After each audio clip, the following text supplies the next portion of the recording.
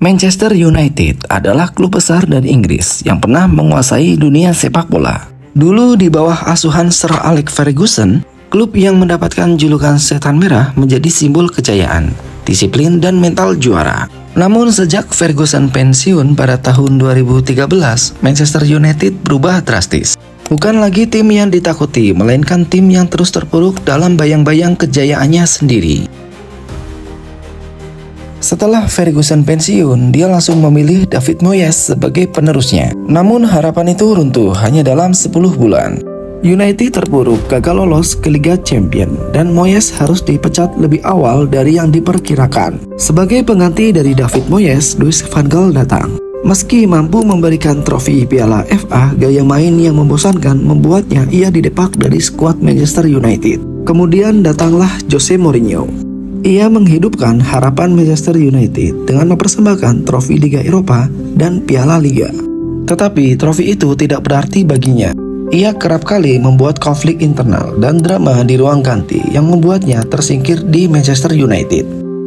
Dengan segala pertimbangan, akhirnya Manchester United memilih legendanya yaitu Ole Gunnar Solskjaer sebagai pelatih. Karena menurut manajemen, ia bisa membawa identitas lama Manchester United. Fans sangat mencintainya, bahkan ia bisa mempersembahkan beberapa trofi untuk Manchester United. Tapi sayangnya, Ole Gunnar Solskjaer harus dipecat lebih awal karena tidak memberikan ekspektasi yang bagus untuk Manchester United. Hingga akhirnya MU mendatangkan Erik ten Hag. Di awal karirnya, Ten Hag sempat memberikan angin besar. Ia mempersembahkan trofi Carabao Cup. Di era kepelatihannya, banyak pemain yang ia singkirkan, seperti David De Gea, hingga menempatkan Onana sebagai kiper utama. Banyak masalah yang terjadi dari era Ten Hag. Performa MU tidak konsisten, dan banyak terdapat masalah di internal timnya. Dan lagi-lagi, MU memecat pelatihnya kembali.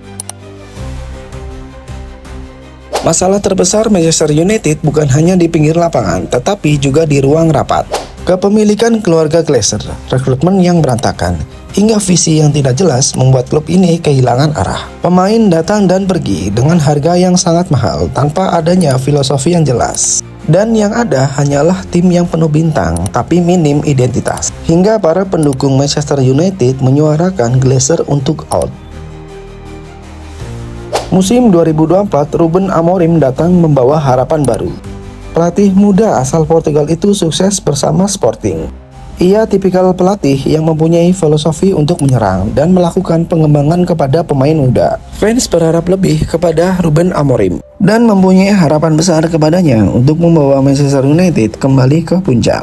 Dari harapan berubah menjadi keterpurukan. Saat Amorim menunggangi Manchester United, kenyataannya sungguh jauh berbeda. Manchester United justru makin terpuruk. Dalam 14 laga Liga Inggris, ia mencatatkan rekor terburuk di era pasca Ferguson. Bahkan statistiknya lebih buruk dari David Moyes. Filosofinya gagal diterapkan di Liga Inggris. Formasi 3-4-3 yang sukses di Portugal tidak bisa berjalan lancar di Liga Inggris. Kesalahan di lini belakang dan kiper yang terus dikritik hingga di ruang ganti yang kehilangan semangat. Semua berujung menjadi bencana. Legenda seperti Wayne Rooney bahkan terang-terangan menyebut ia tidak percaya Amorim bisa menyelamatkan Manchester United. Fans harus kembali frustasi melihat tim kesayangannya harus finish di peringkat 14 ke atas. Ditambah mereka gagal melawan Tottenham Hotspur di Liga Eropa. Tahun 2004-2025 adalah tahun yang terburuk bagi Manchester United. Pertanyaannya, apakah semua salah Amorim? Atau Manchester United memang korban dari masalah struktural yang sudah menumpuk selama lebih dari 1 dekade? Fakta yang tidak bisa dibantah adalah sejak Ferguson pergi, United belum pernah lagi mengangkat trofi Liga Inggris. Dan kini era Amorim bisa jadi hanyalah satu babak lain dalam kisah panjang keterpurukan Setan Merah. Dari kejayaan Ferguson hingga kehancuran Amorim, Manchester United tetaplah klub besar dengan sejarah emas. Namun pertanyaan besar kini adalah apakah mereka bisa bangkit dari keterpurukan atau akan terus hidup dalam bayang-bayang masa lalu?